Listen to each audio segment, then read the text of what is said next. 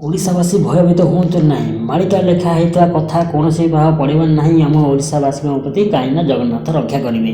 ମାଳିକାକୁ ମିଥ୍ୟା ଯାହା ଭାବୁଛ ସେହା ହେଇପାରିବେ ପାରେ, କାହିଁକି ନା ଆମ ଓଡ଼ିଆଙ୍କୁ ରକ୍ଷାକର୍ତ୍ତା ଜଗନ୍ନାଥ। ଓଡ଼ିଆଙ୍କୁ ରକ୍ଷାକର୍ତ୍ତା କୋଟି ଓଡ଼ିଆର ମଣି ହେଉଛି ଜଗନ୍ନାଥ। ଗେହ୍ଲା ପୁଅ ସିଏ ଆମ ଓଡ଼ିଆଙ୍କର। ସେ କେବେ ଚାହିଁବନି ତା ଓଡ଼ିଶାବାସୀ ହଇରାଣ ହୁଅନ୍ତୁ। ଚିନ୍ତା କର ଥରେ, ଜଗନ୍ନାଥ କେବେ ବି କ୍ଷତି ଚାହିଁବନି। ମାଳିକା ବଚନ ସତ୍ୟ ହେବ, କିନ୍ତୁ 7 ଦିନ ଅନ୍ଧାର ହେବ 7 କ୍ଷଣ ଭୂମିକମ୍ପ ହେଇସାରିଛି। 7 ଦିନ ହେବ ସୃଷ୍ଟି ପ୍ରଳୟ ହେବ, ଏହା ହେବ ସୁନାମି। ଦେଖ କୁଆଡ଼େ କୁଆଡ଼େ ହେଉଛି। ଆମ ଓଡ଼ିଶା ସୁରକ୍ଷିତ ଅଛି ନା ନାହିଁ? ମାଳିକା ଏମିତି, ଜଗନ୍ନାଥ ଯେଉଁ ମହାମାୟାବୀ, ସେ ମାୟାରେ କିଛି କରିପାରେ, କିନ୍ତୁ ଲୋକଙ୍କ ପ୍ରତି କେବେ ବି କ୍ଷତି ପହଞ୍ଚିବନି। ମାଳିକା ସତ୍ୟ ହେବ, ସେ ଭକ୍ତର ମନବାଞ୍ଛା ପୂର୍ଣ୍ଣ ହେବ, ଏ ଭକ୍ତକୁ ରକ୍ଷା କରିପାରିବ।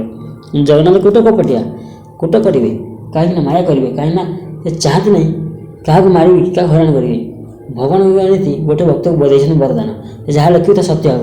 ଯାହାକି ଅସୁନାଥ ଏଥିରେ ବରଦାନ, ଗ୍ରନ୍ଥ ଅନୁସାରେ ସେ ଯାହା ଲେଖିବେ ସତ୍ୟ ହେଇଗଲା। ସେ ଦିବ୍ୟ ଦୃଷ୍ଟି ପାଇଥିଲେ, ତାଙ୍କ କଥାକୁ ସତ୍ୟ କରିବା ଯାଇ ଭଗବାନ କିଛି ମାୟା କରିବେ। ଆମ ଓଡ଼ିଶା କିଛି ପ୍ରଭାବ ପଡ଼ିବନି, ଚିନ୍ତା କରନି। 2 ଭକ୍ତଙ୍କ ମନବାଞ୍ଛା ପୂର୍ଣ୍ଣ ହେବ।